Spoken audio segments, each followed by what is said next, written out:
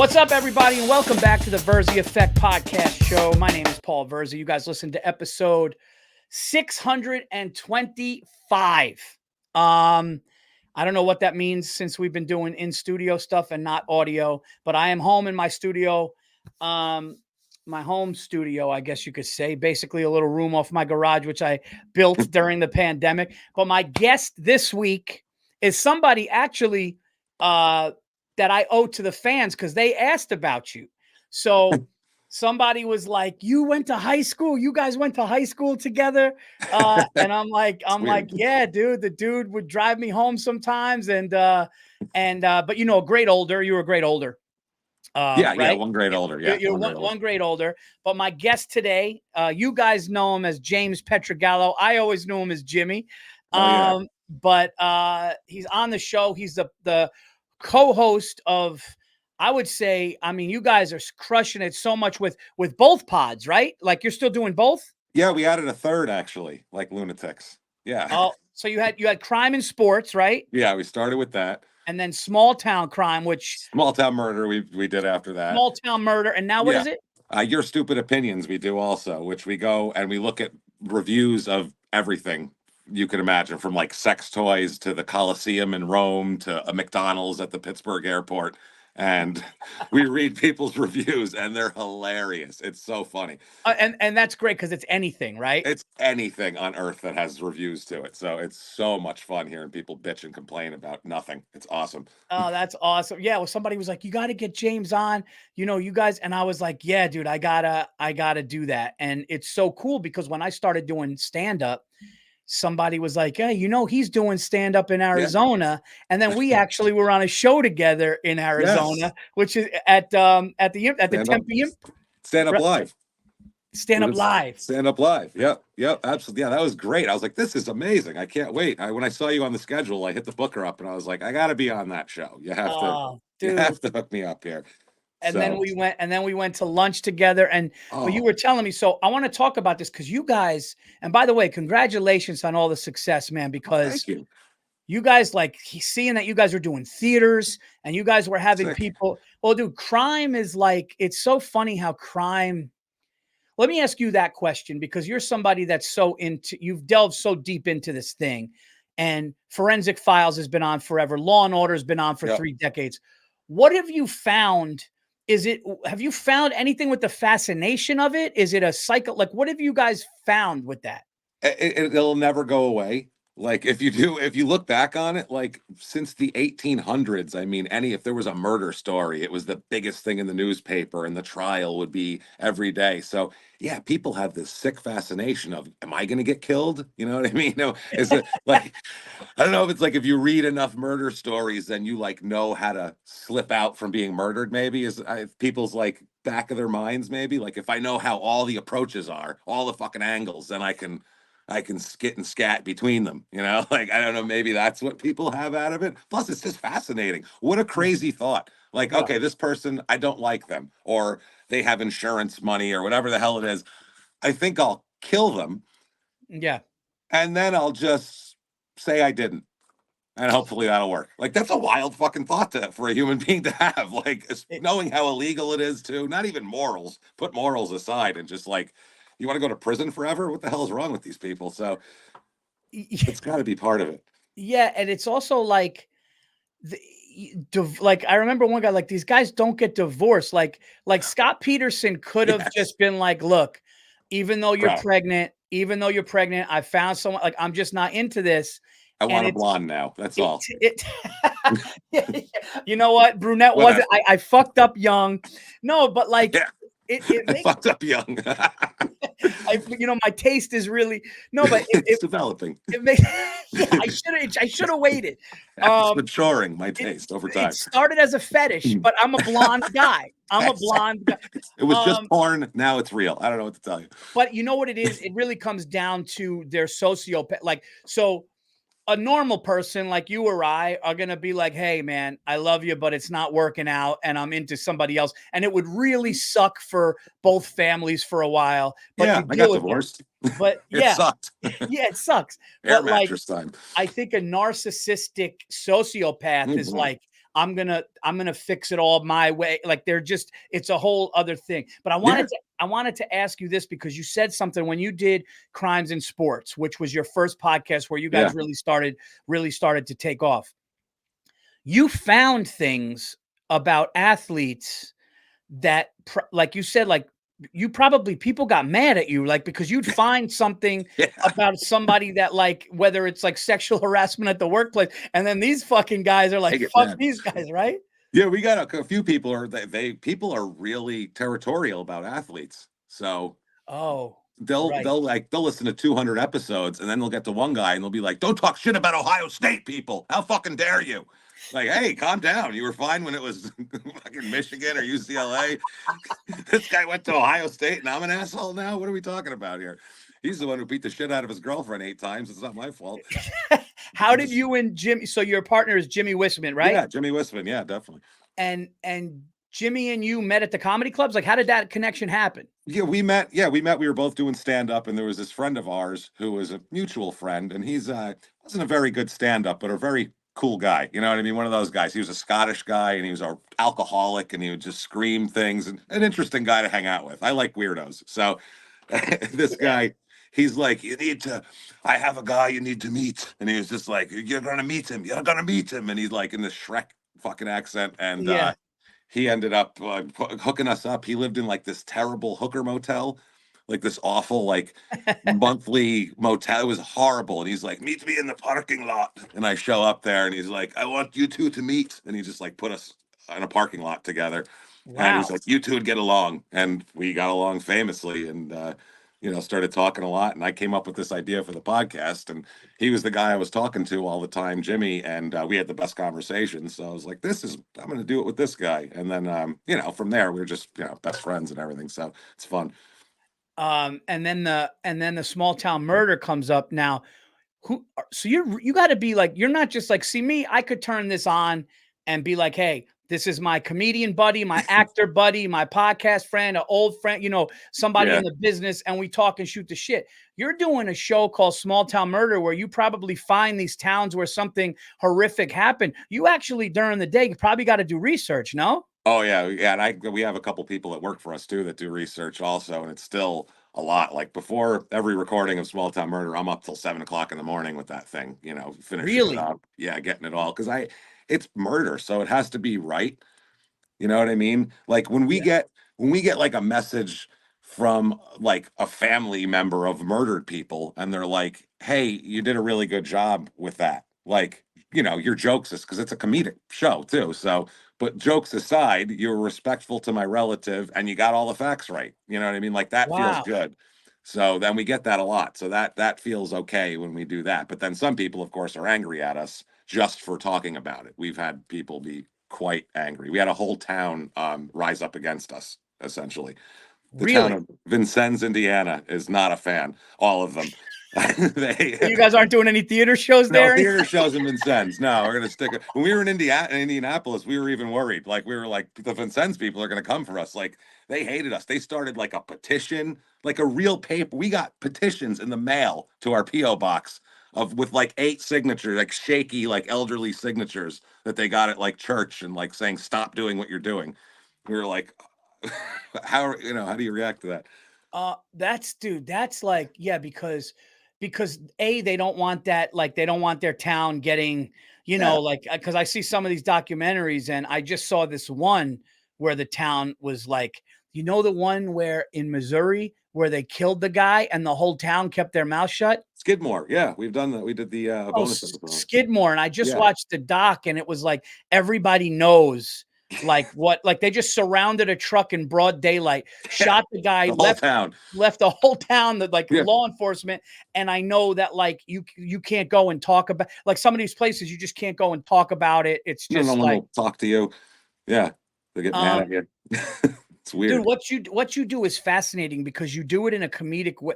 Our whole point of comedy, or for me, it's like the greatest part about what we do, man, is that for me, comedy is making people laugh through things that are probably maybe like a little dark. Like I remember That's it. the joke that you did which I was like, oh, wow, this dude is really fucking doing it, was like when you were talking about your son and he Yeah. would always ask the questions and you were trying to answer the questions, but it just gets to the point where, but it was like you were making humor of something that some people Yeah. would probably find hard, which is But great. my son has autism, by the way. That's what Paulie's going around there to say. But that's what it was, though. Yeah.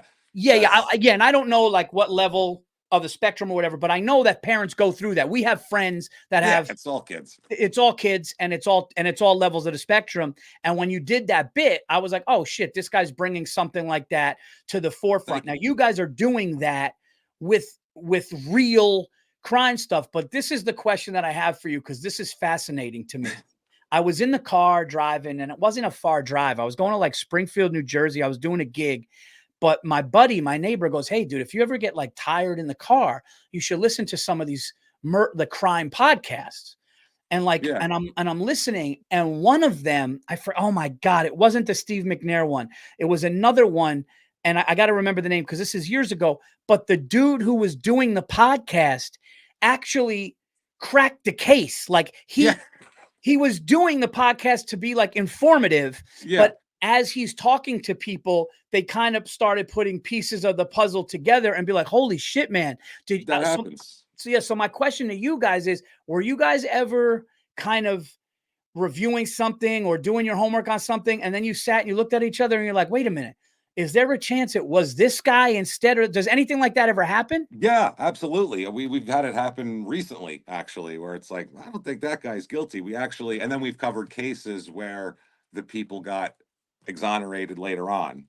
There's a case in Hawaii we covered where this girl was killed, and the people they convicted for it were definitely not the people who did it. Now we found out, and the way it worked was they just like hard to explain because it's a lot of legal stuff, but they went to these guys, and one guy was saying he said they were blaming one guy. He thought that the pressure was on him in an interrogation. So he just said, "Yes, I know all about it. These two guys did it and I was there," to try to get them off his back basically.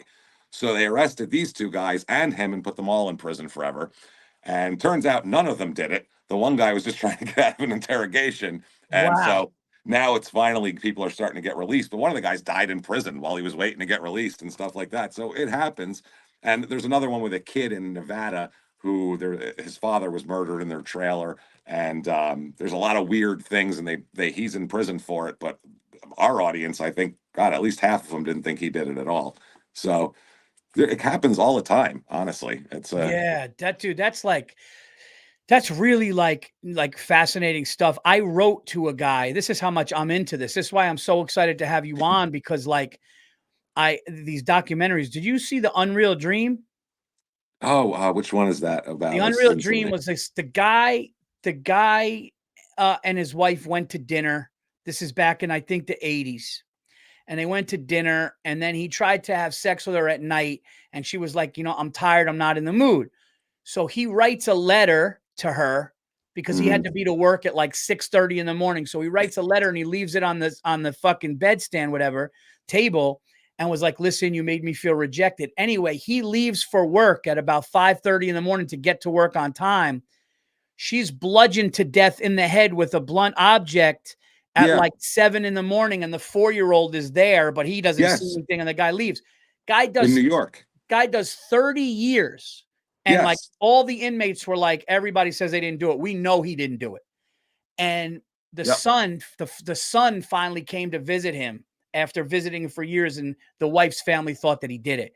So Yeah. he had a child. So now this guy's a granddad, and he's like, look, Oh my God. I just can't be a part of your life anymore. We gotta, and like the guy Oh, like dropped to his knees and just like said, God, I can't do this anymore. I need help. And the wow. Innocence Project, long story short, and I've already talked about this, so people probably know, but long story short, they found a piece of red clothes in the backyard, and they did DNA, and they Wow. found out it was like a serial rapist who was in another jail, and he admitted to doing it, and the guy got exonerated. I was so, and then Wow. the end of the doc, he's with his son and his grandkid. I reached out to the guy, and I was just like, dude, I got to tell you, I just watched it. I don't know how you went through. And he was like, oh, he was like he's like, we had a very great team, Paul. Thank you.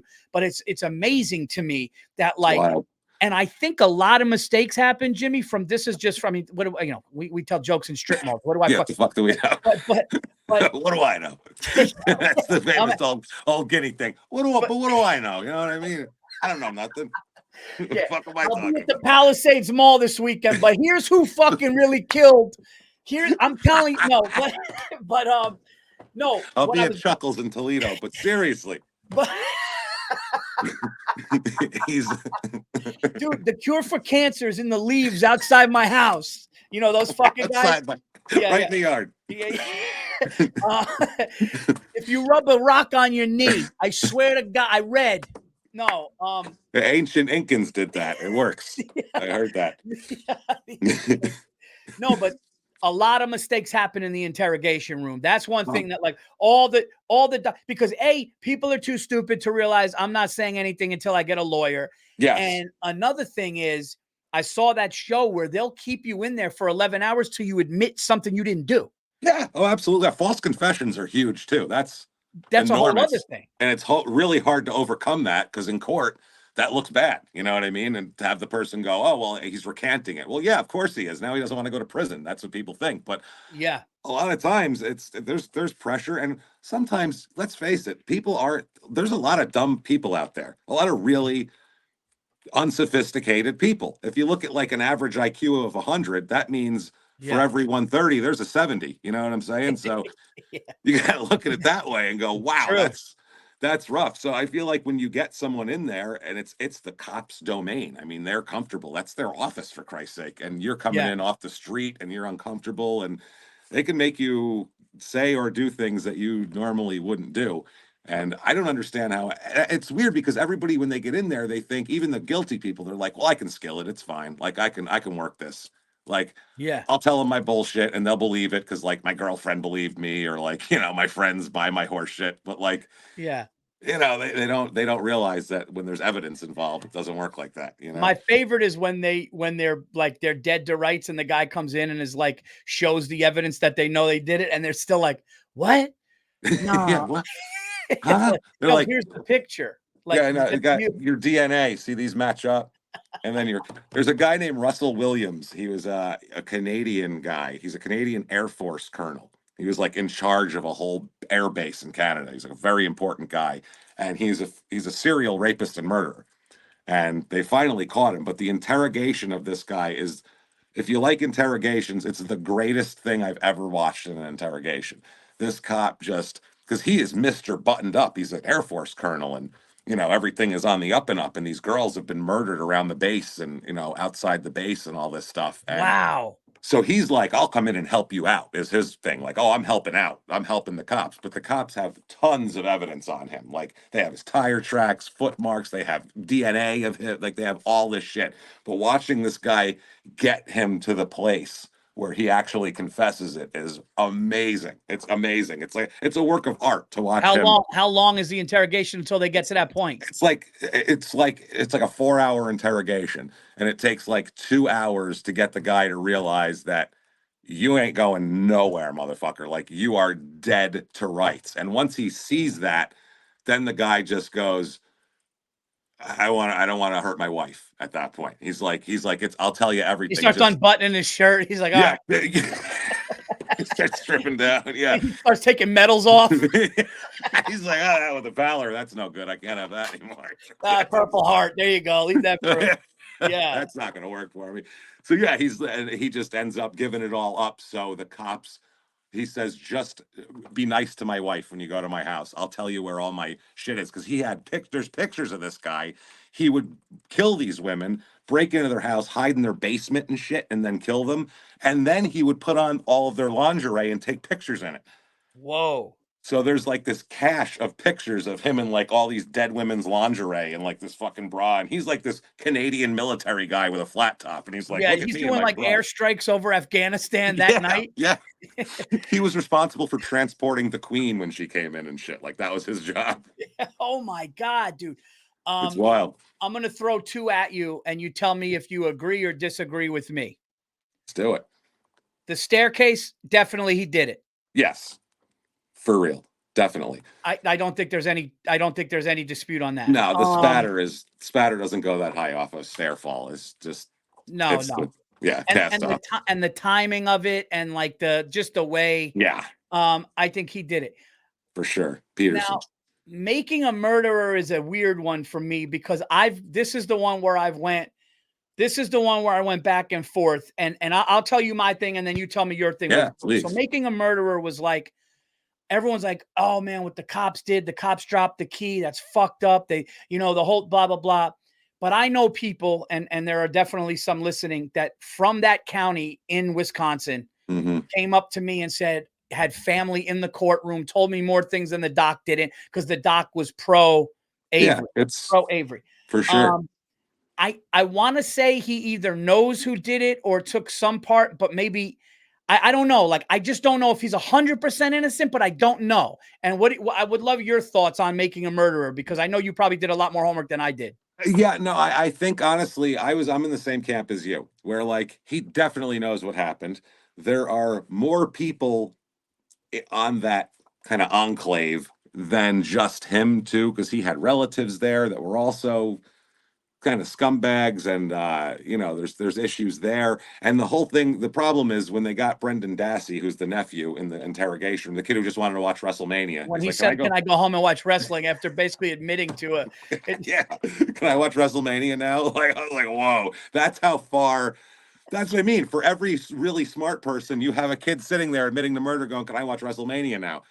Like, Yeah. he doesn't know any better. He thought that they would let him go. That happens so often too. And like, I don't think that there was a lot of evidence. I don't think there's a lot of value to what Brendan Dassey was saying, because they had him in there for like 13 hours or some shit. So that's, if you keep a mentally challenged child in a room for 13 hours, he will tell you he started the Chicago fire if if it'll get him out of there to watch WrestleMania. I feel like, I don't, fuck it. No, yeah, no. That I felt at one point you're like, this kid doesn't. I mean, like, this kid is, yeah, he's got mental issues. I think the other one does too. That lady, Catherine Zellner, you know who I'm So talking the about. attorney, The yeah, attorney. She's like convinced, and she says she's never been wrong and everything. I agree with you. I think he definitely knows. I think some shady shit with family went down. yes, And he's taken the fall, but he may still have some sort of involvement. I think it might have been like a Texas Chainsaw Massacre situation where like a whole family of hill people came and just did what they wanted to do. That's fucking perfect. That's really, it was basically like a modern Texas Chainsaw Massacre in a park, in a junkyard. In a junkyard, yeah. Just we'll change the scenery. We'll put it in Wisconsin, so it'll be greener. People want to see green. They don't want to see all that brown in Texas. We'll put it up there. It'll be great. My wife really got into the Jinx. The second one, but like that's known, like that he did that. Yeah. I love when he was getting frail and old, and they go, "If you did it, would you admit it?" And he goes, "No." Wow. The way he said it was great. No, of course not. Like, what are you, fucking stupid? Why would I do that?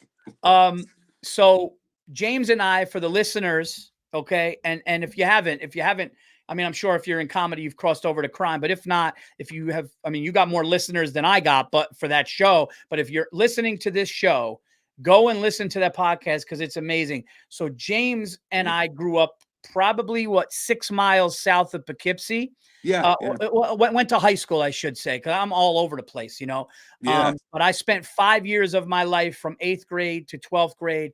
I was in Fishkill, then my mother moved to Wappingers, but there was a murder by us, and my good friend, I don't know if you were ever really close or knew Kevin Martin, but yeah, Kevin Martin was in my grade, and his brother, Tommy, I hope I could say this. I'm sure I can. He's retired now, but he was the head blood spatter expert in New York. And he was the one who went in and basically got the serial killer Francois in Poughkeepsie. Oh yeah. Who had. So this guy was I was going to community college in Dutchess Community College when I came back from college, and I had my drinking breakdown, and I was like, I need to get away from this craziness. I was working at that Applebee's on 9. It's no longer there. I was working there as like a busboy and a waiter. Blast from the past. Yeah. Yep. And while I was trying to get my shit together, before I realized that I just need to drop out and do stand up, I'm like 20 years old. And so I found out that he was a blood spatter expert, and it was right near, That's wild. right near where we were at.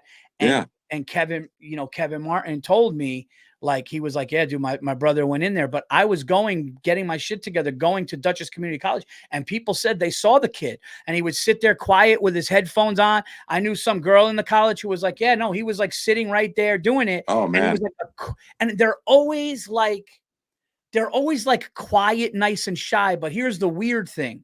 Yeah, Dexter. They went to his house, and it smelled, the first time they went to his house to really go, we think that this is the guy.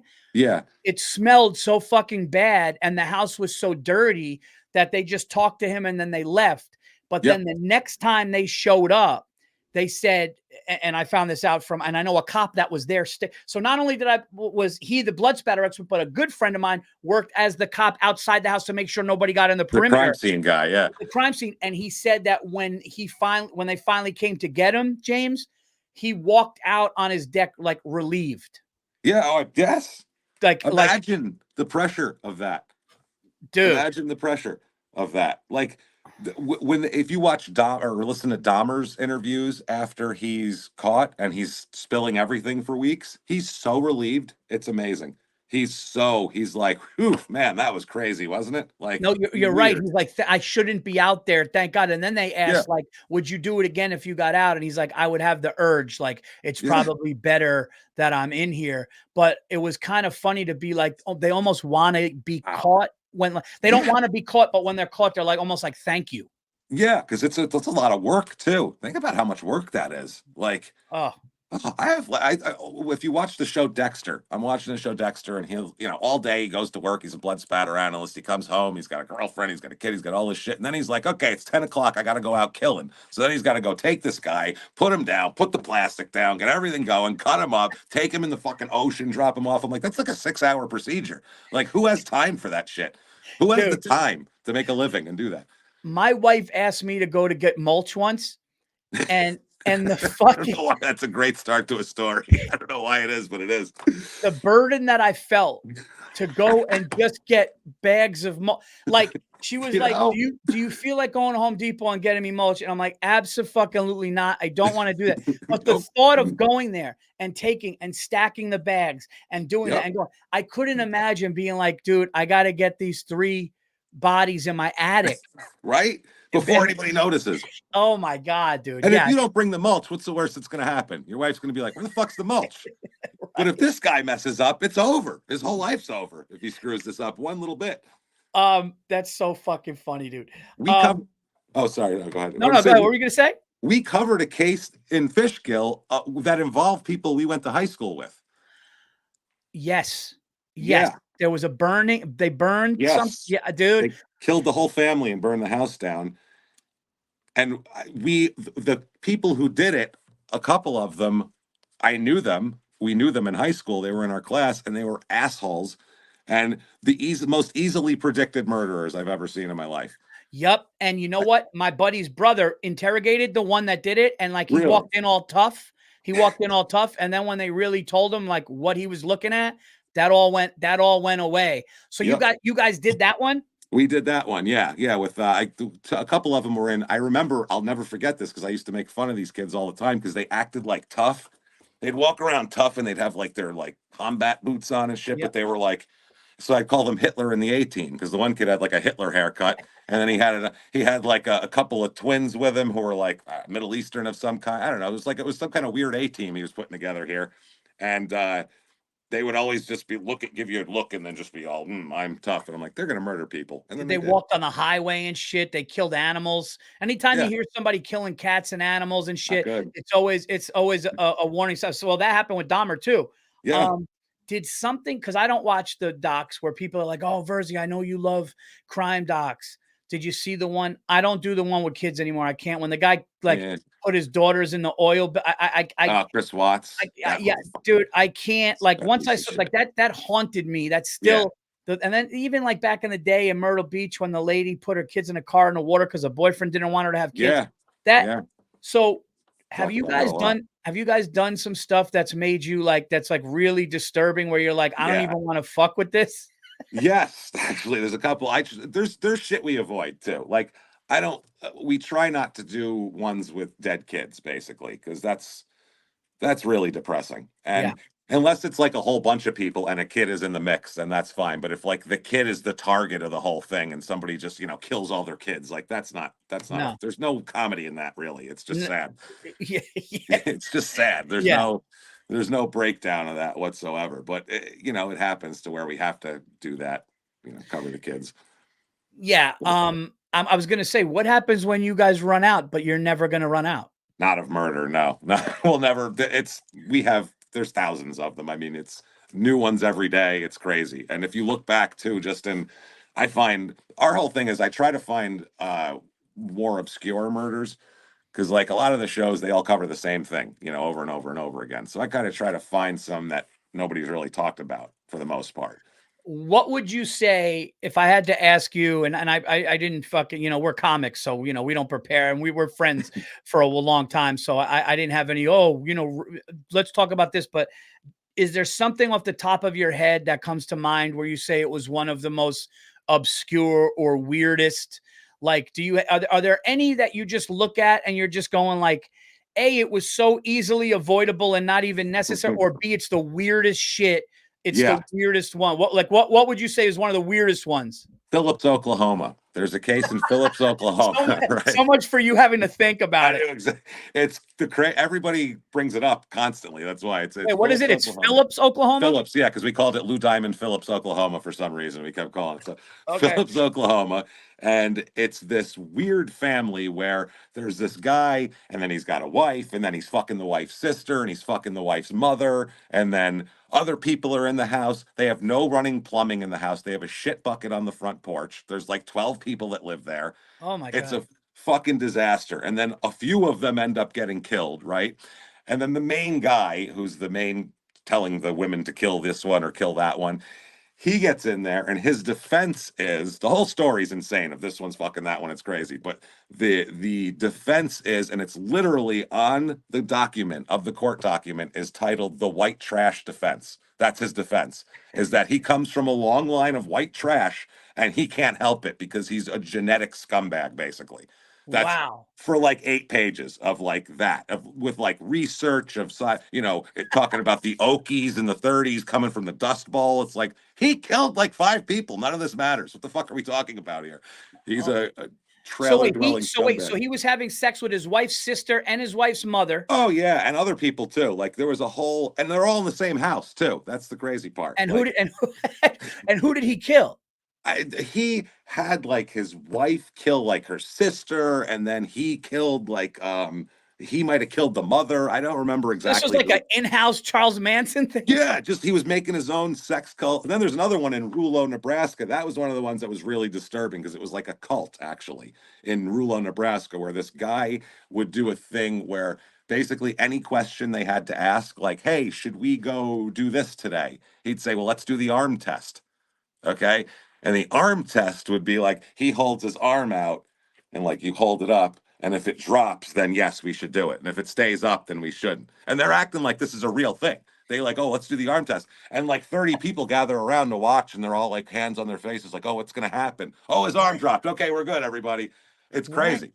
And then he Wow. ended up like, of course, it always turns to sex with these cults, by the way. Nobody just has a cult where they're not Dude, fucking somebody's wife. it's funny that one cult where the leader called the husband and wife in that was living on the camp, and he goes, "Yeah, God is just saying I got to have sex with your wife." And then Yeah, Jim and then Jones shit. the husband goes, "Yeah, we didn't know why, but that's the calling." And it's Yeah, like, that I guy. know why, you I know. fucking dickhead. We know why. We know why. Yeah, his dick is hard and you're a moron. That's if you add those two things together, you're getting a real you're getting an extra value meal of Uh, fucking tremendous proportions. the brainwashing of the cults is just Oh, nuts. he had people, he had it was I was upset in the middle of doing it that we were doing it because it was so disturbing, but he made a guy like rape his 8-year-old son. Shit What? like that. He was Oh. like raping kids with broom handles and shit in front of their parents to show that he could. Like it was just the most disturbing thing in the world, honestly. Is Horrible. he's obviously locked up forever? Or? Yeah, yeah. He's well locked up. I don't think he's ever getting out. I would hope. What I think years it's was right there. that? What years was that? Oh God, I'm trying to remember. I think it was the early '90s, if I recall correctly. That was like 6 years ago we did the show, so I can't remember exactly. What's a recent one that's like going on, or like one that like is there like a 2020, 2021 going on? A lot of them. I mean, everybody's talking about the Brian Koberger in Idaho. That's a big one. What is The that? I the don't, I'm not from. it's the Moscow murders, they call it. He killed the four, or allegedly killed the four college students in their house there. Oh my God, dude, the kid with That the guy. eyebrows, Yes, yes. dude, that was like, and he let one live. He let two actually live, Well, and one the looked at one him. he walked by. Yeah, he Yeah, walked one right like by her looked and at looked him and he at her. walked by her, dude, And and then he got pulled. she went in her fucking room. She saw a guy with all dressed in black, middle of the night, mask on, covered in blood, walking past her, and she went in her room and closed the door and didn't do anything. She didn't call Yeah. 911. She sat in there for 8 hours and said she was frozen and in a state of panic. I'm like, are you fucking kidding me? Jesus Christ. Yeah, I mean, maybe 5 minutes, but like call Yeah. somebody when the guy fucking leaves. It was noon the next day they called 911. This happened at 4 o'clock in the morning. Like, And then he got wow. pulled over with his dad. Yeah, he got pulled over. He's a terrible driver, apparently. Worse driver than a murderer because he keeps getting pulled over. There's all these like footage, body cam footage of him in the car getting pulled over for bullshit. Like, it's crazy, man. If you're going to be a murderer, first thing you got to do is be an impeccable driver. Impeccable. Yeah, Fucking yeah. like Pulp Fiction, like everything in working condition, all the turn signals and shit work. Like that's number one right away because you can't get pulled over for a broken tail light and then they're finding corpses in your trunk. That's not the way you want to go out if you're a serial Guy's killer. got expired fucking Yeah, tags. I mean, yeah. cracked windshield. He's fucked. Yeah, can't do that. Did um did he plead? Obviously, he plead not guilty, and he's going through the trial now. He's going through the trial. Yeah, their main thing with that is they don't really have a lot of evidence. They have one speck of DNA that was on the knife sheath. It was on the snap where like a knife sheath where the snap goes over to snap the knife in. Yep. On top of the snap, they found his DNA. That's the only piece of physical evidence they have at all.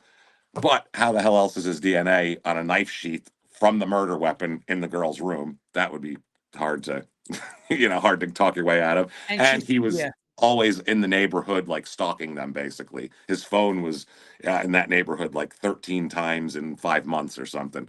And he was there that night. And wasn't he like a student of criminal law? Yeah, Like yeah, what? he's a student and he was a graduate student and a teacher too. Like he was helping like a teacher's assistant and stuff. Yeah, for law. It's wild. And that trial happened yet or no? No, no, they're just now he's trying to get a change of venue because they did a poll and 98% of the people in the county have heard of the case. And 51% of the people in the county said they think he's guilty and nothing could ever change their mind. So he's trying to get out of that county into somewhere else to get a fair trial. So Oh that's my. going on. Actually, I was on TV inside watching it on YouTube earlier before I started this. Oh So man, yeah, dude. That was like a real life, like they said, like a real life Scream movie. Like the it dude, was, yeah, that's fucking. And then the lady saw and like looked at his eyes, and he looked at her, and then just left. And it's like, kept going. He was done, I think. It's like, yeah, I because didn't even think about it like that. I didn't even think about it like that.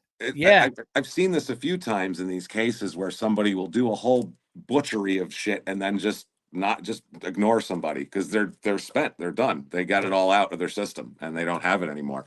It's a weird like a I don't know. It's like I guess it's like if you're a murderer and you want to murder, I feel like it's like you're horny basically, and once you bust your nut, you're like, okay, you could bring in the hottest, biggest titted woman in the world, and you'd be like, I'm I'm good done. now. I'll I'm see you in a done. little while. But Yeah, it's fun. Now I'm gonna look at horror movies different. I'm like, he would have killed him. Like, yeah, no, dude. come on. He's finished. He's all spent. He doesn't have it in him right now. Dude, He's that's looking like for a sandwich. what's really scary is the shit that you like. For me, when I see crime, what's scary is the and despicable. It's always despicable to do anything to hurt anybody, but it's the people that are in power of like law. That Yeah. serial cop, that rapist that was a cop, and then he told the woman, "Hey, Yep. listen, like, you can't leave the window open." After like, and they were looking for the guy forever, and then they Mhm. found him. I'm sure you know the one I'm talking Yeah. about. Yeah. He, It's oh. Yeah, he was just hopping in windows. He was raping women. He was like a Yeah. respected. Well, it's like you said with that airman, that Air Force guy. It's Yes. that got the interrogation. It's like these people are in positions to really help you, and to like somebody that you would look for help. You'd be like, Yeah. you'd run up in the street and go, "Hey, Vulnerable. help me." And Vulnerable people can come to them. Yeah. that's like when like preying on that and using that, like anytime law enforcement, you find out that law enforcement is killing people because they have the power to get in, It's that's wild. fucking horrible, man. And a lot of people too, it's a common knowledge that serial killers are really obsessed with law enforcement. And a lot of serial killers drove like, cop like cars, and they have German shepherds, and like Really? yeah, they're all like law enforcement groupies. Like look at like Ed Kemper, he hung around the law, all the cops at the bar all the time. He wanted to be a cop, and other people, Wayne Williams driving his Caprice or whatever, driving the cop car to look like a cop, and they're obsessed with that. So a lot of times serial killers want to be cops, and they try to be cops, and they can't because they're fucked up in the head, or they're just not good enough to do it. So when you get somebody in there that actually accomplishes the task of getting on the force, and then they're a murderer, it's disturbing because they know what they're doing, they know how to hide shit, and B, they're not the first person anybody's suspicious of. So it can be scary. And did you see in the crime podcast, like in the crime podcast with the sports, did you see that like, it's funny what you said. It was like people don't want to believe that like their hero, you're like, dude, that guy batted 314 that year. Yeah, What did what do you, he, it's so funny. but were there any like big ones or no? Like any like were there any athletes that you were like, not him, no fucking way? There's a lot, not like that you would be surprised at, because the really famous ones, like your Tysons and your people like that, anything they did, because they were so famous, it was magnified. Lawrence Taylor, people like that. We know everything Lawrence Taylor and Mike Yeah, yeah. Tyson have ever done. It's more of like the guys that people didn't know about, or like, because like the NBA, if you look at like NBA people who play in the NBA and are criminals, look at their Wikipedia pages. There is not a fucking mention of arrests on there at all. The NBA absolutely scrubs their Wikipedia pages. Like, look up Vernon Maxwell, everybody out there right now. Look up their Wikipedia page. There's not going to be shit on an arrest. There might be after we did the episode. People might keep adding it to be dicks because that's What what they was he? do. What was he like? Domestic violence? Oh, he got arrested like 45 times. He was everything. Everything you can fucking think of. Vernon This guy. Maxwell of the Rockets? Yeah, but you don't even know about it He because got it was arrested 40. like 45 times. Our episode is like, so he plays this 4 more games, and then he's arrested again. Okay. Oh, then he's arrested again. Then he's arrested again. It's wild. So you see that a lot where the leagues try to scrub this from a lot of people, unless it's like OJ or something. I heard two names I'll give you because I heard about them and they're played on teams that I love. Maybe you love because I'm a Yankee and Giants fan. Me too. But Mel Hall. Oh yeah, we did Mel Hall early. Yeah, he was Did one of you? our first 10 episodes. We did Mel Hall. What was rape? Was it rape or a murder? No, he was molesting this chick he was with. He was with a teenage girl with the full like okay of her family. This What? girl was he moved into their fucking house, Paulie. He moved into their house and kicked the parents out of the master bedroom, and No. fucking moved into the master bedroom with the daughter. I'm not shitting you. He did that. Whoa. He fucking did that. He had a pool installed though, so it's okay. He literally built them a pool and said, "I'm gonna take your bedroom and fuck your daughter in it. Cool?" And they were like, "In ground?" And he was like, "In ground." And they were like, "All right, fine." Like, dude, it's Above ground, heated. fuck that. It's heated. It's heated. Yeah, it's heated. Oh Jesus! You know what? Shit. Here, use our bed. Never mind. Just use our bed. All right. And how about this one? Dave Meggett. I just found out. Something else to go low. I don't know if you know Dave Meggett, number 30 Giants. We were young.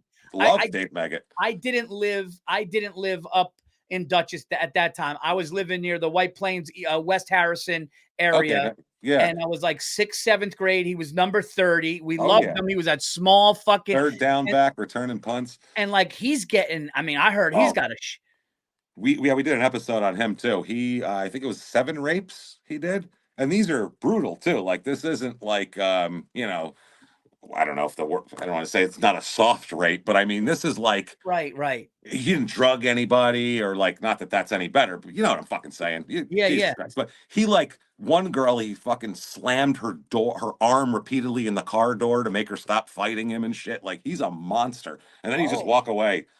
like nothing.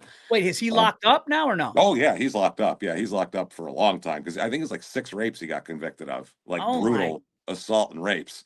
He Oh, even he even tried to like badmouth the people that were accusing him of rape, like in the press, because he still had like some press credentials. Like one girl said he raped her, and so he got like had a whole article put out about what a piece of shit she is. Even had her landlord on there saying like she said it's so funny because we use the landlord as a character in the show because the quote you can tell exactly who the guy is. The landlord says she pay money then she no give to us. That's his quote. oh And my. I'm like, that's fucking hilarious. You know Oh, exactly who that guy is. You know what I mean? oh my So, God. but that's the type of shit Megat tried to do, like shame these people into retracting it, I guess, by torturing them publicly. But he did so much. Do you find more, and this isn't to, I mean, I'm a sports fan. I'm not, and people know I'm not trying to shit on any league, but what did you find more crime in NFL, NBA, MLB? Is there MLB like and hockey are the least. MLB Um, and hockey are the and least? hockey are the least. Yeah, they're just a lot of DUIs. You get some, you get some drugs. I mean, you get some nuts now and then. I mean, you get your Lenny Dykstra, who's just constantly fucking up. By the way, Lenny Dykstra loves that we make fun of him. Oh yeah? Loves it. He insisted on calling in and being on a show at one point on his 2-year anniversary of not getting arrested. He was like, "I've got to go on your show and talk about it." Okay, you lunatic. He's a fucking maniac. But yeah, where were we again? At the Lenny Dykstra, I got distracted by. No, which league? Oh, which league? Yeah. NFL has the most just because of the volume of players. Sure. Because I mean, there's 55 guys on a team, so Yeah, 54 guys yeah. on a team. So That the makes sense. and the most violent too. Also, that's where all the violent crime is happening. That's a Well, lot of CT, raping and beating and that that's a sort of lot thing. of the Yeah. concussion shit, yeah, like there's a lot of like depression and Yeah. And you figure guys who want to play in the NFL are probably just a little more aggressive anyway. You know what I mean? And so then yes. you add some brain damage to it, and then it might get a little twisted. NBA, it's mainly like drugs and shit like that. There's not a It's lot mainly of drugs and Vernon Maxwell. drugs and Vernon Maxwell punching women. He got it for everybody. Yeah. Boxing is the most crazy. Boxing has the I most. was going to ask about boxing and It's MMA. insane. Boxing and MMA are hugely. MMA, um, nowadays they're starting to like not use the criminal guys as much now because it's a bigger entity and people are more aware of it. But for a while, they didn't give a fuck. They'd throw anybody out there. Yeah. But yeah, that's their boxing is really bad though. I mean, boxing is where the most. That's where the most. I got to say the most murders happen definitely in Really? sports or boxers. Yeah. Yeah, absolutely. That's, I guess it's an individual thing. They have a lot of brain damage. They're very aggressive. Don't know, but that's So it sounds like people that are like getting hit and their brains and concussions and more violence. yeah, that's more wow. That's and it kind of it probably makes sense because you hear some of these MMA guys talking and they're like, "Yeah, dude, I saw my dad do this. I needed to be." And you're just going like, Yep. you hear some stories of guys and you're like, it's just maybe it's in there somewhere. It's brutal. Yeah. Um, And nowadays, like NBA guys are like, yeah, I'm 6'10 and I just like to smoke weed and chill out and fuck models. You know what I mean? Like there's not a lot of aggression there. Different thing. I wanted to ask you this one because this one was one of the podcasts that I listened to. It was fascinating, but then it stopped. Then his mother stopped, and people said, "You got to stop this. It's not true." Did you guys find anything in your research with the Steve McNair thing that it was anything other than what they said it was? I didn't find that when I did it. We did a bonus episode on it, and I don't know how much information was really out that wasn't just your basic court document stuff. You know what I mean? But it seemed pretty cut and dried to me. But Yeah, yeah, I don't know. That's one of those where I think people like to make a mystery out of something that's not a mystery. I'm kind of an Occam's razor guy. Like A to B, whatever makes most sense is probably true most of the time. yep. It's that sort of like Scott Peterson is the best example of that for everybody.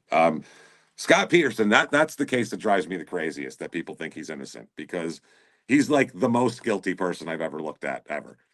Like, And the funniest thing is his sister's like, "I got my law degree from my oh my brother," and God. it's like It's you. his brother's wife. It's not even his sister. It's his sister-in-law. Imagine that. Imagine your wife's fucking brother's sister is gonna. It's crazy, dude. It's That's insane. great. Yeah. Oh, so that's not even his biological sister. No, it's his brother's wife that's doing this. She's That's like, trying. I changed my career and got my law degree. And Yeah. it's like you fucking wasted a lot. I mean, at least you're a lawyer now, but you wasted. Yeah, you're wasting it on this though. I saw the new documentary they had, which is like his point of view, because I'm like, let's see exactly how ridiculous his case is that he's trying to put forth. And she laid out in 20 years, she's been doing all this shit, and she laid out, here is my proof he's innocent, and it was pathetic. It was fucking pathetic. What was her argument? What did she say? Okay, her argument is her big argument is there was a house robbery across the street done Oh, I by saw. two Yes. guys, and Lacey might have walked by and like interrupted the robbery, and then they killed her and dumped her. Right? But to make that true, they would have had to hold on to her for a while, hold on to her corpse, and wait because she said they kept the body until they found out where Scott Peterson was that day, so they could plant the body where he was and frame him. But that didn't come out for over a week, so they held on to a dead pregnant woman for a week to wait to see where to frame the husband. Is the most ridiculous thing I've ever heard. And where they pulled her Where his out boat was, right? Where his boat was? where they pulled her out of the water is the and I'm talking to the T exact spot he told the cops he was fishing that day, Scott Peterson. So if they either held on to her for a week or else they went and dumped her the same time he was out there fishing, and he waved to him and said, "Hi guys, you catch anything? No, just dumping a pregnant corpse. That's fine." Like his fishing gear, he still had all of his lures in the packages. They weren't even opened yet. He just bought the boat 2 weeks earlier and didn't tell anybody about it. Who Yeah. the fuck Yep. buys a boat and doesn't tell anybody about it? Yeah. You tell No, and that boat. Holy shit. dude, if I bought a boat and I'd invite everybody within 2 days, Everybody would know. Yeah. everybody would know you. But yeah, and then like even the thing where he was like, I'm at the Eiffel Tower. This is beautiful. You got to see it. And like That is he wasn't. amazing. And I mean, he lied. He was such a He liar. lies. Yeah. I mean, he lied. Yeah. I mean, it's like that's as cut and dry as OJ, maybe. Yeah. And to me, here's the thing, and this you'll understand this being a married guy. Okay, here's the thing that clinched it for me, outside of all the other logical shit of like, by the way, also, it's a big step from burgling an empty home to snatching a pregnant woman off the street in broad daylight and brutally murdering her, ripping her baby from her and throwing her in a fucking bay. Those are very different crimes. Yeah. Yes. And Yes. it's a big jump to go there. So it's not the same criminal mind doing both of those. No. Number one. But number two, the main thing that made me think he was guilty, and this is above any kind of factual shit. He got home after all this, after he said he went fishing, and after I think he was killing his wife. He got home, he poured a glass of milk, and he got a slice of cold pizza out of the fridge. He took like 3 bites of the cold pizza, put it back in the fridge with bites taken out of it, and then left a half a thing of milk on the fucking counter sitting there. Didn't rinse it out, nothing. Yeah. If your wife is coming home, are you leaving a half a thing of milk sitting on the counter to get crusty? And who is going to take bites of pizza and put Lacey's not letting she's going to say eat a whole slice of pizza or don't eat any pizza at all. This is fucking ridiculous. So when I saw the pizza thing, I was like, there's no way any man that was his exercise of freedom. He got in there and he was like, yeah, 2 bites of pizza in the fridge. Fuck you, Lacey. What do you like of that? Yeah. You wouldn't like milk on the rinse out the glass? How about I leave it right there? Go fuck yourself. I mean, James, you need to just fucking become a lawyer because I mean, that was, dude, if that was your closing argument, I would be like, I mean, you should have got your fucking law. I'm listening to this going, I mean, this guy, this would have been a shut closed case, dude. Guilty. I'm voting. Who drinks milk and 3 bites of pizza? I'd be like, dude, Who he does that? got me. No, but you're right. You're You go, actually yeah. right. No No, one would do that. If you're no. married, your wife would go, what the fuck are you doing? And especially her. She was real anal about that kind of shit. Like pristine, spotless house, Martha Stewart and all that shit. Like that's what she was all about. And I feel like he couldn't take that shit anymore. He was just No, like, he was like, he was probably, yeah. I mean, listen, he got driven to do something, but like we talked about at the beginning, I mean, get divorced, but it was almost yeah. like they said, perfect marriage. And he had the best, she was so cute and everything going like this. And he just was like, not into it. And I think he wanted sympathy pussy too. I think he thought about it. He's like, I'm going to be real sympathetic after this. I think too. He figured that I'll be a real sympathetic cat. Everybody's going to be sad for me. And he was very weird. You know, you could always tell these guys when they did it, like the kid with his daughters, the Chris, whatever, that piece of shit. Yeah, Chris But Watts. you could always tell when they're like helping the search. You could tell when they're acting weird. You could tell when a guy, you know what I mean? Like when they're just like, The demeanor. yeah, these fucking guys just show up and they're like, if you know where she is, just let us know. And I like, guess take some flyers here. Short arming the flyers out, like not even handing them, just like real short arm. dropping them on the floor, making Yeah, them. there you go. Maybe put some of those out. Yeah, and they ask questions. Didn't he ask a question like, "What have they found?" One of them, it might have been Scott Peterson, but I remember in one of the docs they were just like, "Hey, what have they found, or how is the search going in like another area?" There was like I don't know if it was what is that from? Yeah, I know yeah, exactly they what were you're like, talking about. he was asking something, and he goes, "Hey, how's that search going? Did they find anything?" I don't know if it was the Peterson I one can't remember that or now. if it was, and the other, the other one. By the way, Virzi Effect fans, I'm sorry. I mean, this is all crime today. Sorry. Yes. But listen, they're gonna love it and they're gonna go to your podcast. But what I wanted to say was the one where the kids, he shot his son and wife with a shotgun. You know what I'm talking about. Yeah, who the fuck was that? They were the New England rich family, and then the guy, Shit. the son let the girl died on the boat. Yes. Oh, what is that? The girl died on the Damn it. boat, and then I oh can't my remember God. which it is now. That's gonna kill me now. He called the kid Paw or something. Hey, Andrew, can you pull up the oh my God, just Massachusetts father shoots shoots wife and son.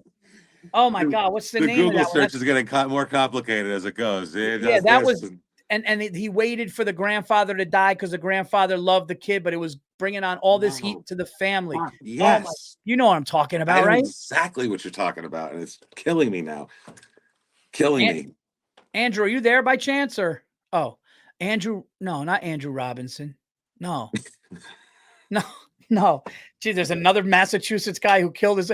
No, he. Yeah, he that's what came up. That was the first one. Andrew Robinson, Massachusetts man shoots wife and 12-year-old son.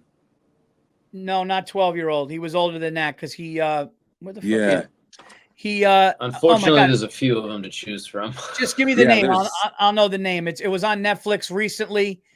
Yeah. His alibi was that he went to go visit his sick mother, but was really there. And then in court, they heard his voice in the background right before he shot his kid. His kid was Oh, it's the Murtaugh murders in South Carolina. South Carolina. That's what messed me up. Yeah, South Carolina. Murtaugh. Yeah, Murtaugh. Yeah. Okay. Okay. South Carolina. Yeah, that guy.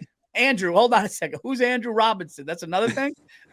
As another one, February 10th, 2023 was the story. So that week, February, husband kills 12-year-old son before turning gun on himself. Yeah.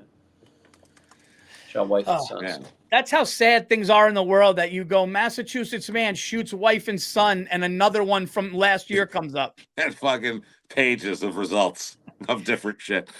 Oh, disturbing, dude. Man. Yeah, the Murtaugh, that was, and the worst thing was in courtroom, they played the tape of like, so his name was Paul, the kid that he shot. Yeah. And he was on the phone with somebody on FaceTime. Yes. And he was walking the dogs. And then like moments after, either the wife got shot first or he got shot. And then you hear him in the background in the courtroom and you see his face just go like, and you're just going, oh yeah. Cause he like, and again, they're always so cooperative. Yeah. Like, you guys need anything? Are you hungry? They're always like, do you guys want anything? Can I help you with anything? Yeah. And yeah.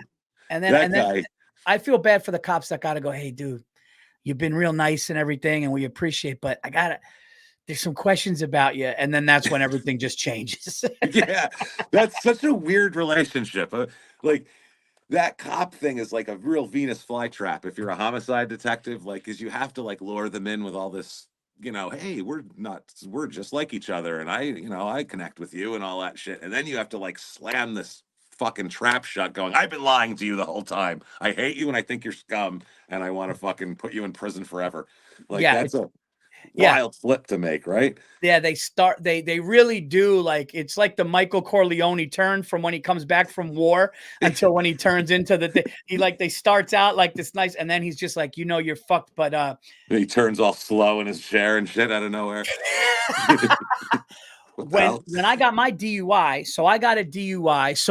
So when I worked at Applebee's back then, back to Applebee's, I love it. Mike Todd and I Mike Todd was also at Applebee's. Todd. We were used to buy having weed off Mike Todd all the time. Used to what? Buy weed off Mike Todd all the time. So Mike Todd and I were working at Applebee's, and we went to La Fonda del Sol. Oh, Jesus. And my house was walkable at the time. My house was on Middlebush Road. It's right there. Oh, right there? Jesus. And I just decided, right there. And anyway, I'm a Village of Wappingers guy. So they were staking it out. So my license plate bulbs were out. He goes, "Have you had anything to drink?" I said I had one. Meanwhile, I had 4 Long Island iced teas. You're like Justin Timberlake and shit. I had one. I go, "Do you see that bedroom light right there?" I go, "That's my room." I go, and he's like, "Buddy, I'm sorry." Long story short, I go to Mike Todd. Mike Todd goes, I go, "Mike, you're not gonna believe what happened to me when you left." I go, "I got a DUI." He goes, "You're not gonna believe what happened to me." He goes, "I got a DUI and possession of marijuana," because they were staking it out. But then they did his thing wrong. The cops fucked up, and he got it dropped. Oh, wow. But I had to go to drop it down. I had to go to that class. I had to go to some, like, they teach you could have 1 drink per hour. Yeah. And there was a guy in the class, and he was a little weird Italian guy. He was sitting in the class, and his sister was murdered by the boyfriend in Poughkeepsie. Oh, wow. Yeah.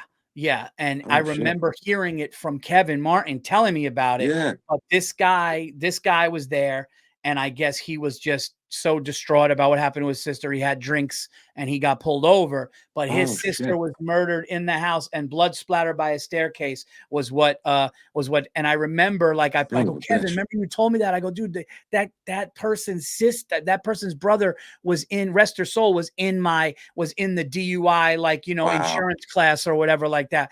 But, a lot has happened in Poughkeepsie and Fishkill and like that area up there. It has. There's been a lot. Yeah. My mailman was that guy's mailman, by the way, the Poughkeepsie serial killer. We have the same mailman. So he was saying how all the mail people. Wait, you mean this today? The same guy today? Same guy that I have now. Yeah. Was that guy's mailman. And he knew all the other mailmen that went to his house. And he said, like, it smelled horrible. He's like, you couldn't even get off the sidewalk without smelling it. It was it would knock you over. And that one of the mailmen asked, "Jesus, what is that smell?" And he said, "Raccoons keep getting under my house and dying."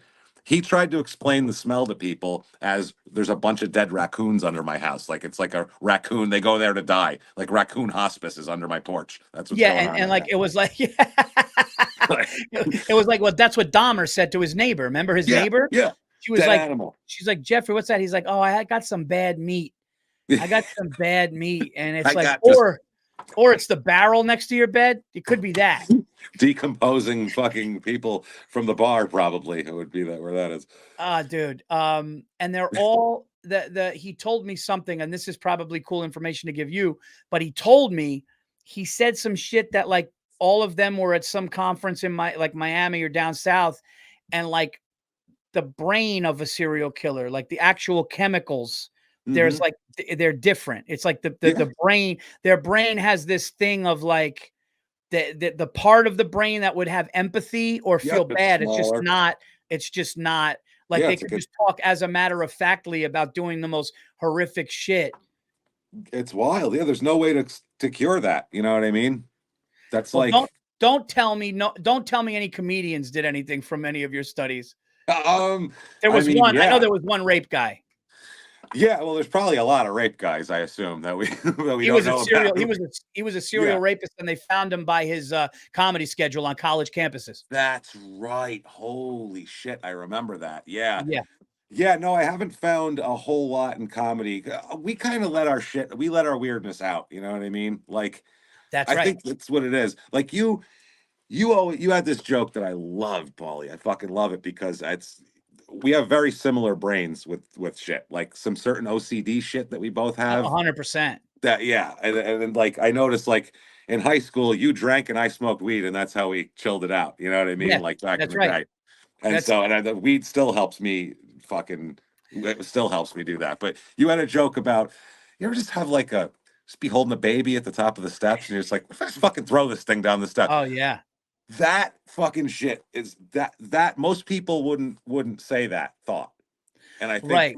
whereas a comic, Yeah. Okay, I got another fucking call, and I hit end on it, and then I went away and was Oh, no, gone. it's I was all like, good. oh shit, what's going on? It's all good.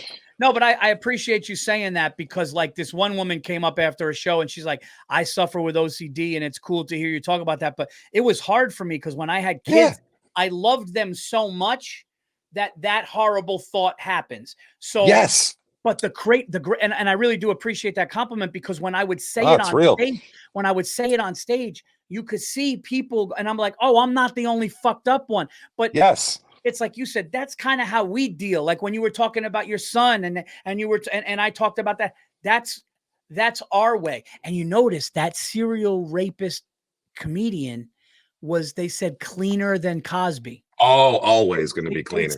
They said wouldn't even, like, was the most squeaky clean, perfect, Yep. probably giving comedians that curse shit, you know. Oh yeah.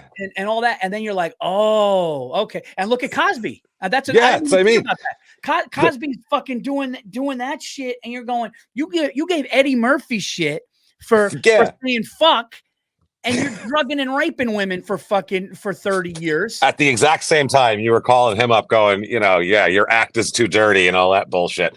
Yeah.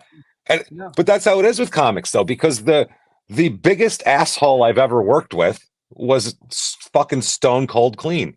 The biggest piece of shit that was a dick to everybody, treated his fans like shit, treated the comics like shit, and then complained that his plane was broken and he had to drive in, and his plane was broken. Like, clean as fuck. And I'm like, really? I'll even say his name because I said it all the time. Dave Coulier. He's a fucking asshole, that guy. Remember him from Full House? Full House, yeah. Cleanest guy ever. The worst person I've ever worked with in comedy, just as a guy, just a bad guy, and clean as a fucking whistle. He told me, he goes, right before I go out, he goes, hey, you think you'd be like Full House clean? And I went, what does that mean? What is Full House clean? And he goes, like, no innuendo, no nothing. I go, what the fuck do you want me to? Yeah, what do you want me to do? What do you want me to go out there and say exactly? You know what I mean? Like, I don't have like cartoon voices I can do to, like, that's not my thing. I'm an angry guy that's ranting about shit. Like, I have to. There's stuff that comes out. You're not the first person. You're not the first person that I heard that from either.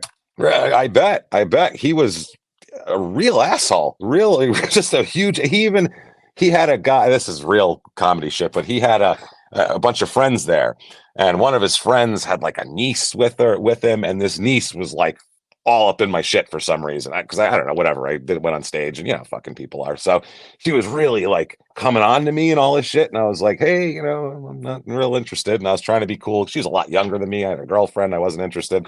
And the next night he was like, hey, that wasn't cool what you did. And I'm like, what? And he goes, yeah, you're coming on to my friend's niece like that and all that shit. I was like, what the fuck are you talking about? Wow. We were all in the same room, Dave. What the fuck is wrong with you? Go fix your plane, asshole. Like, oh shit. There's just stupid shit like that. Like, it's, dumb stuff. But this is the stuff that comics get angry about. Like little weird stuff like that. Like, be normal, please. You know? And that's what I love about comedians, is because there's only, out of all the people, because you've worked with a ton of people, I've worked with a ton of people before, before you headline, you work with, you feature and you open for a lot of guys on a lot of weekends in a lot of different cities, and you're bored and you want to do things, and some want to hang out, and some you go and you watch a game with, have a drink with, and some you avoid. I could say I probably, on less than one hand, a couple have sucked. Other than that, it's not. But when you come across an asshole like that, when you come across, it sticks. It sticks. You're never gonna forget it, and it's almost like, listen, dude, just because you're projecting your shit and you're going through something, my weekend can't suck because you're a bigger name. Fuck you, man. Yeah. Plus, I'm making $100. You're complaining about everything. I'm making $100 fucking dollars. How'd you like to be making $100 for what we're doing right now? You know what I mean? You'd be a lot more pissed off, wouldn't you, Dave? I was in, and I really can't remember this guy's name, but he was one of those where like he wasn't a big name headliner, but we were like, it was like 3 or 4 of us doing a show with this headliner in Cleveland. Oh, And he goes up to the host, and the host is nervous. And the host is just nervous. And he goes, New guy. and he's just going like, hey, so what are you going to do up there? Tell me, like, what are you going to do? And the host is like, what do you mean? And he's like, no, just tell me like your jokes. Like, what are you going to do up there? So like, and he's like, I don't know what you mean. He goes, tell me your jokes. Tell me the topics. So the kid was God. like, oh, you know, a breakup. And he was like, no, don't do that. You don't want to do that. What you want to do. And like, don't do that. And he's telling. You don't want to do your material. Hold on. Shut up. Telling this kid to not do his material. And he's saying, like, what you want to do is this. And first of all, it's not like he was getting guidance from Chris Rock. It's not like he was just like, this was just some insecure fucking guy. And this is before he saw his set, even? Before he saw set for opening. Oh, wow. First night. Oh my God, dude. He didn't even give it like, I'm going to check you out, see what you do. It's Thursday. We'll chill. And I think what he wanted to do was walk around and be the guy holding court. But then, like, everybody did better than him. Like, I had a better set than him. Like, it was just like, I'm unimpressed, asshole. It was like, I do think, though. Yeah. I do think that there's a thing with certain people that you have the 2 asshole comics, and there are 2 types of assholes. There's the what you dealt with asshole. Okay? Yeah. There's what you dealt with asshole, which is like vocal, out there, telling you not to do this, telling you to be clean, telling you not to sell merchandise. I've heard of guys like that. Oh yeah, that's insane too. And then you get like the quiet, I don't want them in my green room. I'm not going to look at them or talk to them. I'm going to ignore them. And in a way, I'd rather the latter. Because me too. At least I'm like, I don't want to sit in your green room back in the day. There was one guy very cool. I'll go outside and talk to somebody on the phone. I don't need to fucking deal with you. Yeah. I'll tell a cool story. I was at Levity Live in Nyack, across the river, Palisades. Oh yeah. And I was opening for the late great John Witherspoon, rest his soul. Oh wow, cool. That's awesome. And he was super nice. We took pictures. He told some stories about how he worked in in Detroit in a car factory and all that stuff. He was telling his great story. But they were just like, he wants the green room to himself, and all he does is sit there and drinks a bottle of red wine and wants to be alone. And you know what? I respect that. And then he was super cool, and I respected that. I was like, yep. You know what? Me, now that I headline, I make sure they'll be like, hey, the host is, I go, where's the host? And they're like, oh, he's over. I go, no, get him in here. Like, I make sure everybody wants to, if I have to make you got to teach him how to be a comic. You know what I mean? And that's what it is. This is part of it. The hang is part of it. You can't treat people, because of, and especially like Dave Coulier. It's like, if anybody should be cool, you should be cool. Dude, he sold out because it was all 30-year-old, 35-year-old women at the time who wanted his autograph. That's all they wanted. They wanted a picture with Dave Coulier and for him to sign something because they knew him from Full House. He didn't bring his merch, and he goes, I forgot my merch, so I'm not going out there. And then he made me go out and tell hundreds of people in the lobby that he wasn't coming out. Me. I had to go out and do it. Like a fuck. I'm like, why me? Tell somebody from the club to do it. Why do I have to do it? He goes, oh, well, they know you. You went on stage. You were funny, so they'll listen to you. I was like, no, that's bullshit. But that's literally 2 people I've worked with that sucked. Everybody else has been great. And especially the guys who seem like they'll be dicks on stage, when you're coming up. Those are always the best guys. Yes. That's always. The best. Now, Robert Kelly was so good to me. Oh, dude, yeah, that's right. I expected him to be I expected him to be a certain type of way, and he was just like, fucking get over here, give me a fucking hug, let's smoke cigars. He was the greatest guy in the world back in the day to me. No, that's really what it should be. And those are the guys that, like, there's always people, oh, he must be a dick, or it's like, no, it's like, it's if you're fucking raised right now. Are you doing stand up at all or no? Yeah, here and there, but it's so hard to fucking do it as much because of the show. We do like 4 to 6 podcasts a week. Wow. And then we're touring with the show too. So when we go, do the stage, which I mean, it feels a lot like stand up on the stage when we're doing this, because, we come out, we do jokes up top and, do some stand up shit. Then we sit down, we tell the story. And when we do a live show, it's like, I work it so I write it like it's basically like you're watching like the fucking Daily Show or something. Like there'll be a joke that's a picture also that's got shit from the episode and shit like that, and then you can riff off of that, and then so there's a lot of room for comedy. Like we we keep the dark shit to a minimum on live shows. It's mainly about the comedy. I look for stories with big comedic value rather than, shit like that. So that's awesome, dude. I got to come out and check one out. So wait, what do you guys do? You guys will come out together? Yeah. And do you sit down? We'll come out together. We'll do like our first 5 or 10 will be just talking. We'll have jokes or whatever, and little shit from little stuff we do together, or I'll say something, then Jimmy will say something, and we'll kind of go back and forth, just a joke each type of thing. And then we'll sit down, we do the intro, what's up, we're gonna be doing this, and shut up and give me murder, they all scream and everything like that, and then we get right into it with all the shit, and I make sure it's very comedically heavy. Like, it's not a lecture, it's a comedy show, which is a challenge. That's awesome. What would you say your demographic is at the live show? Because I know everybody probably listens to, was it more women? Is it mixed? It's mixed. Our audience for Small Town Murder is like 60-40 women, and then it's the opposite for Crime and Sports. It's 60-40 men.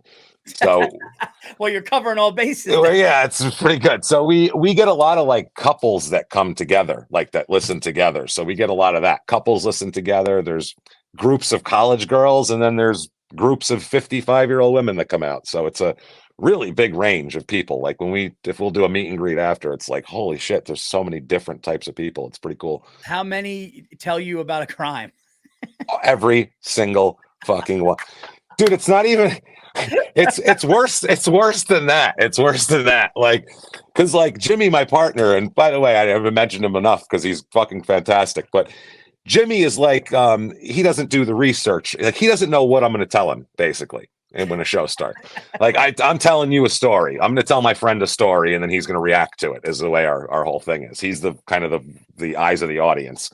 So they'll come up to him and they'll be like, oh my God, you guys are funny, and I love you, and I listen when I go here, and I listen when I go there, and I got my sister, and blah, blah, blah, blah, and they'll talk about that, and that's all very nice, and he'll go, oh, that's great, and he'll give her a hug, and then they'll go to me, and she'll come up to me, and then tears will start welling up in her eyes, and she'll say to me, I don't know if you can do anything about this, but my cousin was kidnapped 22 years ago, and they never found her body. And we really think that this guy, so if maybe you could do research, and maybe you could find, and they're crying, and they want me to find their cousin's corpse and catch the killer. And I'm like, I'm a comedian. I'm a fucking comic, dude. I know nothing about finding people or investigating crimes. I'm a fucking comedian, but they come up and it's like one after the other with like a horror story.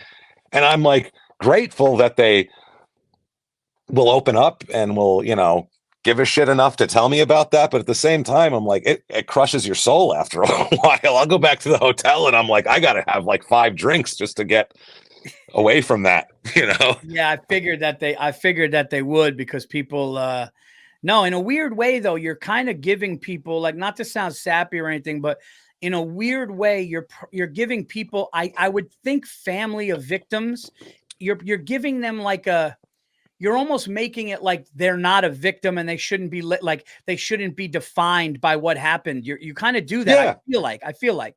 No, that's what we try to do. We try to do that. I mean, because the whole point why I do these shows and why I'm into this dark shit is this happened when I was a kid. My great grandmother was murdered when I was 11 years old. She was 83 years old. She lived down in Florida by herself in a retirement home. She lived next door to Johnny Vandermeer. Do you know who that is? No, why does that sound familiar? Because he's the only pitcher to pitch back-to-back no-hitters in MLB history. And wow. He was retired at the same time and lived next door to her. And so, like, she got me Johnny Vandermeer autographs and stuff. Is that how Crime and Sports came about, or no? No. This has nothing to do with Johnny Vandermeer. I know you're a sports guy. So weird that, like, it's weird. Yeah. It's right. Weird. So, yeah, she lived down there. And turns out she's 83 years old and she's a sweet old lady. And somebody knocked on the door and asked to use her phone. It was like 1990, I think. And she let the woman in, and the woman tied her up. Woman? It's a 22-year-old woman did this. That's why she let her in. It was a 22-year-old woman. You know what I mean? Turns out she's a complete crackhead, this lady. And she tied my great-grandmother up, beat her up, and cut her throat and robbed her. What the fuck? I'm sorry, dude. Oh, and so like I was 11 and like I heard that and I didn't know how to, that fucking like messed me up. And so, like, humor, we were at the funeral, and this was the first fucking dark joke I ever made. We're at the funeral, and they put a bunch of like 3 different pearl necklaces wrapped around her neck because, you know, she had a giant gaping neck wound that you can't really cover up. And so I looked down at it, and I had my cousin next to me, and I looked down at it, and I was just feeling really uncomfortable. And I said, shit, if she was wearing those to begin with, we wouldn't have to fucking be here right now. That's fucking great. Well, that's the comedian mind. That's the comedian mind, dude. And I was 10, not a great joke, not the best joke, but it was a dark joke that, like, you know, and I saw my cousin, he laughed at it. And so I was like, all right, maybe. And so, like, I started kind of that got me into the whole thing. And so that's why, for me, I know how those families feel. So I'm not trying to make them. We do a disclaimer at the top of the show. And one of the things we say is we don't make fun of the victims or the victims' families because we're assholes, not scumbags. That sums it up perfect. Like, you could be a huge asshole, but you don't have to be a scumbag about it and make fun of dead lady. No, you know? I love that, dude. And this is the last question I'll ask. I mean, I'm fascinated with this shit. We got an hour and 20 minutes in, and I could sit again. We're gonna do this again. Anytime. And I'm gonna be up near you, so we'll hang. Oh, fuck yeah! I'll hit you up. We'll go get a drink. But nice. We got a show in Terrytown in December too. If you're in town, you got to come check it out. Your music hall? Yeah, we're music hall. Yeah. Oh, dude, that was where I did my Comedy Central special. I know. It's fucking great, by the way. Dude, that's a great venue, man. Make sure they keep the air conditioning on. It's beautiful. They try to. It's in December. It's in December, so hopefully we'll be good. The last question I have for you is: with these live shows, have you had victims' families come to a show or no? Not of the shows we're doing. Type of thing. No, we've had, like I said, that we had the Vincennes, Indiana threat where they said they were gonna like protest our show and all this shit, but then nobody showed up. Yeah, what are they not happy with? That you just brought it to light, or do they think that you gave misinformation? No, this was one we fucked up on, the Vincennes one, and we took it on the chin and said, you know what, that was our bad, and we actually cut something out of it because normally it's the only thing we've ever cut out. Because, you know, as a comic, if someone says don't do that, you're like, so I'll do it twice as much. It's just that if you hear you go, okay, I'm going to press harder on that button then, because that's where you're sensitive. You know, that's just how our brains work. So yeah, that's how our brains work on the whole fucking thing. Well, that's actually cool that you guys were able to go, you know what, we kind of fucked up. That's on us. Yeah. It was a joke. The victim of the crime was quite a friendly young lady, let's just say. And she was really like, she had sex with one guy, and then like 3 hours later, she was blowing another guy, and then she got killed. And the amount of guys she had been with in like the last 3 days caused Jimmy to say, like, when she got stabbed, Jesus, jizz probably came out. That's what he said. Okay. And it was just off the cuff, and it was something, whatever. Yeah. And we didn't even realize we said it, honestly. And then the family was like, that was the thing that pissed me off. And we went, oh, you know what? Yeah, they should be pissed off at that. We're assholes. You know what I mean? Yeah. When you said when a comic, you made me think of a story. We could end on this. But when you said when a comic shouldn't say something they do. Did you ever hear that Dave Attell story where they go, Dave, listen, there's a midget in the crowd. And you can't, like, the people here, the owners, you just can't talk about it. I remember these comics were telling the story, and they were like, you just can't bring it up. You cannot bring it up that there's good luck. And he was like, no problem. And he gets on stage, and the first things out of David tells me, I wasn't there. But this is the story. And I heard this from good source. Oh, it's so great. He goes, I understand there's a little man in the house. Why is that the perfect thing to say too? Attell is amazing. That's the perfect thing to say in his voice. But man, that's great. So great. It's so great to see you doing so. I would have never in a million years thought that we would both be in this business when, you know, I was in 10th grade or 11th grade, and you're driving me home, and we're smoking cigarettes in your car. Smoking Newports in my Oldsmobile. Your Oldsmobile, and we stopped at the pizzeria across the street from John Jay, and you drove me home, and all of a sudden I'm out doing my thing here. I find out you're doing your thing in Arizona, and now you have these killer podcasts, a third one. Where can you where can people see you and get your information? Definitely. We're Crime and Sports. We're Small Town Murder. Your Stupid Opinions are the 3 shows. Our next show is September 20th at the State Theater in Minneapolis. There's a few tickets left for it. It's almost sold out, though. Milwaukee sold out the next night. Most of our shows are sold out or almost sold out for the rest of the year. There's a few tickets left in Boston and Kansas City, I think. Maybe awesome. a couple left in Terrytown, but that's pretty much it. And we do a virtual live show too in October. So that's fun. I got it. Yeah. When is the Terrytown one? December, I want to say 17th. If I'm in town, I'm coming through. Fuck yeah, do it. That's great, man. James Pietragallo. Oh, wait a minute. Who did you guys have to like do rock, paper, scissors on who goes by Jimmy or James? That's the thing, the Jimmy thing. Everybody, if someone calls me James, I know they know me from comedy or after. If it's Jimmy, they know me from my life. You know what I mean? So yeah. No, when I was doing stand-up in Phoenix, there was like 14 comics in town named Jimmy. And I was like, okay, this is getting silly. And at the time, too, like every late night talk show host was named Jimmy. And I'm like, okay, this is ridiculous. I'm just going to go by James just to be different than the 45 Jimmys. And Jimmy's name is actually Jimmy on his birth certificate. And I'm James. I went by Jimmy. So I can switch, you be Jimmy. And there you go. Yeah, that's how it works. That is awesome. That's James Pietragallo. Check out all of the pods. They're fantastic, guys. If you want to see me September 13th and 14th, I will be at the Port Comedy Club in Baltimore. I haven't been to Baltimore in like 10 years. Come out. I'm doing that. We got Side Splitters at the end of the month in Tampa. We have Rhode Island coming up. We have Germany coming up. I think we just added San Diego for next year. PaulVirzi.com. And guys, I'm putting out a lot of content now. I'm trying to build the YouTube channel. Go to my YouTube channel, click the subscribe button. My old specials are going to be on the page, and I'll be making announcements on the new special really soon. James, thank you so much for being on. Thank you. Yes, dude. This has been a fucking blast. Oh, dude, the best. Such a fun episode. This has been TVE 625. I will see you next week, and we're out.